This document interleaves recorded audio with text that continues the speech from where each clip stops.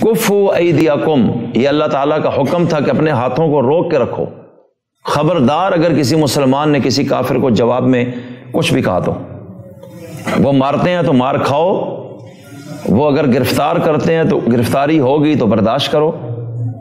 اور اگر جان سے مارنا چاہتے ہیں تو جان بچا کے بھاگ جاؤ، چھپ جاؤ،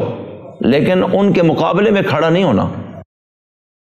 اب اتنا سخت حکم تھا اللہ تعالیٰ کا کیونکہ جہاد ابھی تک فرض ہی نہیں ہوا تھا۔ یہ تبلیغ کرتے تھے، وہ مارتے تھے، یہ اپنی نماز پڑھتے ہیں، وہ ان کو مارتے ہیں، یہ رستے میں نکلتے ہیں، وہ ان پہ تشدد کرتے ہیں، ان کو ملنے کے لیے کوئی آتا ہے وہ اس کا ذہن خراب کرتے ہیں کہ یہ لوگ ٹھیک نہیں ہیں، مت ملو، جادوگر ہیں۔ اور اس طرح تقریباً 13 سال تک یہی ماحول ان لوگوں نے قائم رکھا، اور کسی ایک بندے میں بھی حیا نہیں تھا کہ کم از کم باز تو آ جائے، اتنی زیادتی کیوں کر رہے ہیں۔ 13 سال بعد ان کو نکلنے پر مجبور کیا۔ اب یہ ان کا علاقہ ہی چھوڑ گئے کہ نہ رہے بانس نہ بجے بانسری، نہ ہم ہوں گے نہ ہمیں ماریں گے، ہم اس شہر میں تبلیغ بھی نہیں کرتے، ہم دوسرے علاقے میں چلے جاتے ہیں۔ اگر یہ برداشت نہیں کرتے اب تو جان پہ بن گئی، کریں کیا؟ اللہ تعالیٰ نے ہمارے ہاتھ باندھے ہوئے ہیں، ہم تو جواب بھی نہیں دے سکتے کیونکہ ہم اللہ اور اس کے رسول کی تابعداری سے باہر نہیں جا سکتے کہ ہم نے کلمہ پڑھا ہے، ہم اپنے جذبات کو کنٹرول کر رہے ہیں اللہ اور رسول کے حکم کے تحت، ورنہ نوجوان بھی ہیں، لڑنا بھی آتا ہے، سب کچھ کر سکتے ہیں، لیکن جب اللہ اور اس کے رسول نے روک دیا ہے تو یہ کیسے بدلہ لیں؟ اب جب یہ مدینہ منورہ چلے گئے، 1 سال گزرا تھا کہ دوسرے سال اچانک اطلاع آئی کہ مکہ کے وہی ظالم جنہوں نے 13 سال تمہیں مارا، سوشل بائیکاٹ کیا، تشدد کیا،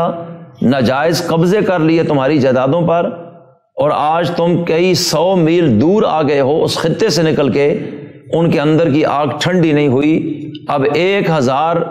بندہ وہ اسلحے والا لے کر آ رہے ہیں اور ہمیشہ کے لیے تمہیں ختم کر دیں گے۔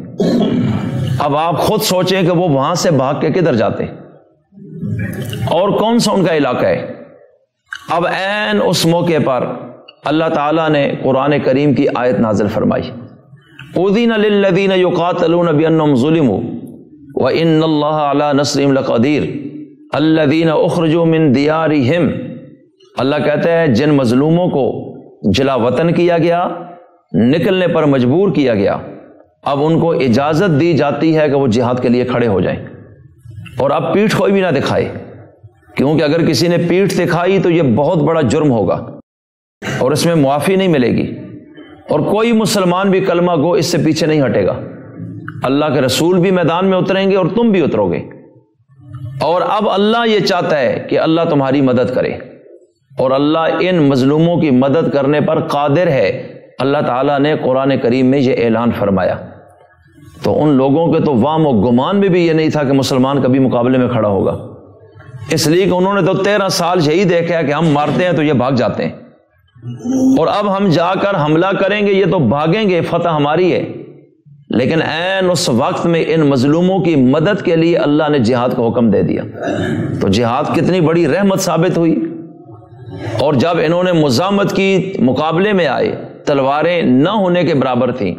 خالی ہاتھی میدان میں آ گئے، اللہ تعالیٰ نے 1000 فرشتہ نازل فرما دیا، میدان بدر میں معرکہ ہوا، شام کے ٹائم جب رزلٹ آیا، اللہ نے کافروں کو شکست سے دوچار کیا اور ان مظلوم مسلمانوں کو فتح عظیم عطا فرما دی۔ اللہ تعالیٰ کہتا ہے وہ مسلمانوں، ایک چیز کو ممکن ہے تم اچھا نہ سمجھتے ہو، لیکن مجھے پتہ ہے اس میں کتنی خیر ہے۔ نتیجہ کیا نکلا کہ 70 سردار قتل، 70 گرفتار، باقی بھاگ گئے۔ ان کا جو مال تھا وہ مال غنیمت مسلمانوں کو ملا، مجاہدوں میں حصے تقسیم ہوئے، مالی طور پر کچھ مستحکم ہوئے۔ تو جہاد کی برکت سے اللہ نے مدینہ اور مضافات میں بھی ان کا رعب قائم کر دیا۔